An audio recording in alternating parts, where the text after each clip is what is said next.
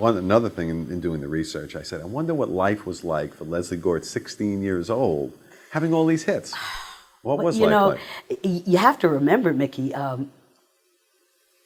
40 odd years ago, we did not have things like telephone answering machines. No. Okay? So anybody, any human being could pick up a phone and go, could you give me the number of Leslie Gore in Tenafly, New Jersey? Okay. So the phone was ringing constantly. They had my address. There were people literally in tents on the front lawn every morning.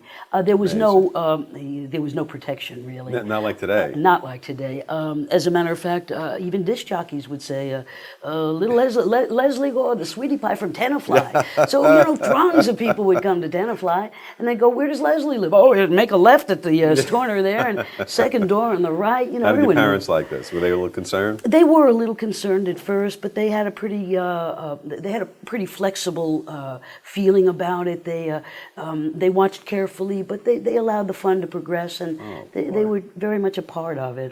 Did stardom for you come too young? I think so. Yeah, I think when it comes that way, that suddenly and that young, it's there are too many. There are too many factors. There's a lot of wonderful things that come with it, and there's a lot of other things that aren't as wonderful. So you really do begin to see the ambivalence in life. Sure. I guess I was wondering, did she enjoy that? Well, much of it was wonderful, and but a lot of it was, I think, for example, they would call and say I had to do an Ed Sullivan show in 2 months. Well, that was my cue to start throwing up right then and there. I was very nervous. I had no technique, basically. So someone would say Ed Sullivan, and I think to myself, my God, 30 million people watching live. The one thing you think, you're surely going to come out and trip and fall on your face.